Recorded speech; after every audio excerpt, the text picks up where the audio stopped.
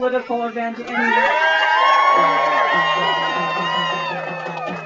And we had some really great speakers about Palin, so I'm going to take a few minutes to just talk about some big picture stuff. As an undergraduate, I majored in something called American Studies, and as a lifelong Alaskan, it was my first introduction to the fact that I actually was an American. It came as a shock, let me tell you. But we studied U.S. history, we studied politics, economics, literature, race relations, psychology, land use patterns, international relations, and more about this country.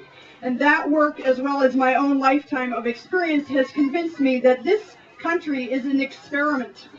And it's a short-lived experiment at that. We've only been around as a nation about 200 years, and we're one of the youngest countries in the world. Like all experiments, this one can fail. There is no guarantee at all that the ideals that some of us have believed in that were inherent in this country will continue into the future.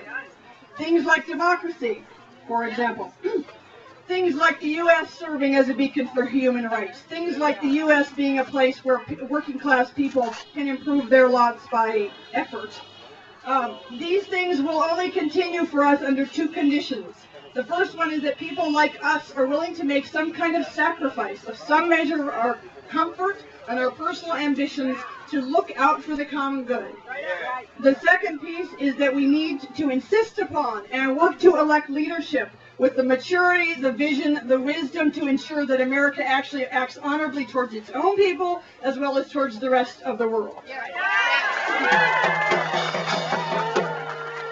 Like most of you, including many of my Republican friends, we have been watching in horror over the last 8 years as America's leadership has demonstrated not only immaturity, but dangerous lack of morality and a profound disrespect for the fundamental values of the U.S.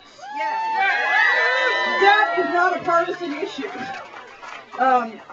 In 8 short years, the Bush-Cheney-Rumsfeld-Rove administration has done more damage to the experiment that is the United States than anyone could ever imagine in their wildest nightmares. This administration has completely trashed our country, our financial strength, our international reputation, our environment, our infrastructure, our fundamental assurance that our government officials are not lying to us, our healthcare system, the fundamental principle of the separation of church and state, our faith in our commitment to our children and future generations, our civil rights and liberties. I could go on, as I imagine you could too. My Republican friends agree with me on this. I have good Republican friends. I do. True conservatives. That's right. The founding fathers could not have imagined a more powerful enemy attacking this country, and it's coming from the inside. Yes. As much as they like to paint themselves as mavericks, and with all due respect to the accomplishments of McCain and Palin, and there are some real ones, and I respect those, McCain and Palin represent merely a continuation of the short-sighted, self-interested, juvenile, and mean-spirited path of ruination of this nation that's been set in place by the Bush administration.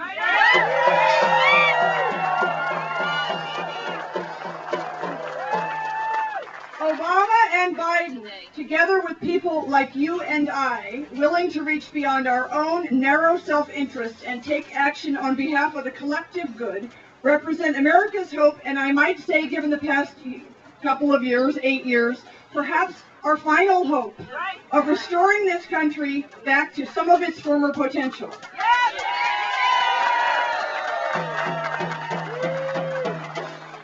Obama and Biden understand the complexities of national and world challenges and opportunities.